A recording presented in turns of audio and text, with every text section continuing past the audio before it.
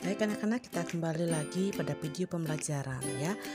Nah, untuk hari ini kita akan belajar tematik ya, tema 2, subtema 2, pembelajaran 6. Nah, kita sebelum memulai pembelajaran ya, terlebih dahulu Miss akan memberikan tujuan pembelajaran yang akan kita pelajari hari ini ya. Yang pertama itu memahami peta pikiran. Yang kedua, kegiatan mencerminkan nilai-nilai persatuan. Nah, baik anak-anak, kita akan kembali pada muatan ya, mulai pembelajaran ini pada muatan bahasa Indonesia pada halaman 35 ya. Bisa kalian lihat itu, di situ ada bacaan yang berjudul Peristiwa Bandung Lautan Api. Nah, dari teks ini ya, sebelumnya kalian harus membuat peta pikiran terlebih dahulu. Nah, Miss sudah memberikan contoh peta pikiran pada peristiwa Bandung Lautan Api. Nah, bagaimana langkah-langkah kita membuat peta pikiran pada sebuah teks? Nah, kita akan menggunakan kata tanya ya. Apakah itu apa, siapa, di mana, bagaimana, kapan, ya. Mengapa? Nah, itu bisa kalian pakai untuk membuat suatu peta pikiran. Nah, kita mulai dari apa ya. Di sini bisa berikan contoh.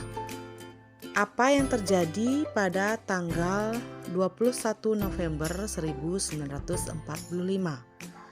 Nah, dari pertanyaan itu kalian bisa kembangkan menjadi sebuah kalimat atau bisa menjadi sebuah paragraf. Nah, kemudian untuk siapa, pertanyaan siapa ya, siapa yang mengeluarkan ultimatum kedua? Nah, dari pertanyaan ini juga kalian bisa kembangkan menjadi sebuah kalimat atau sebuah paragraf juga bisa ya. Nah, kemudian bisa menggunakan pertanyaan kapan. Nah, contohnya ya, kapan ultimatum kedua dikeluarkan? Nah, jadi pertanyaan ini bisa kalian kembangkan lagi menjadi sebuah kalimat ya, beberapa kalimat atau menjadi sebuah paragraf ya. Kemudian ada bagaimana? Ya, bagaimana terjadinya peristiwa Bandung Lautan Api?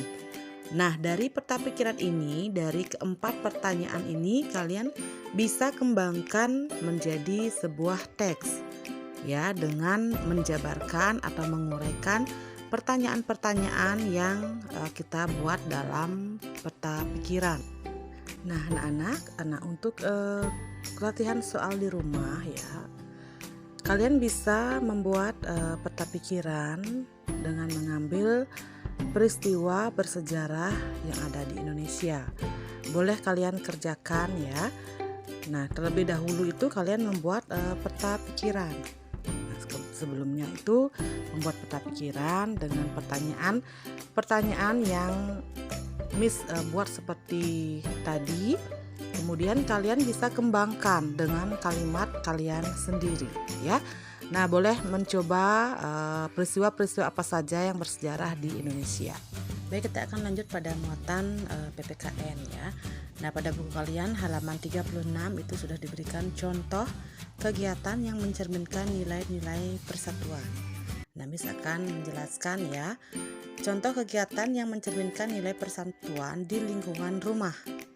Nah, contohnya bekerja sama membersihkan lingkungan rumah ya, menghormati anggota keluarga, kemudian menolong adik saat dia mengerjakan pekerjaan rumah, berbakti kepada orang tua, ya juga ada bergotong royong menjaga kebersihan dan keamanan lingkungan rumah.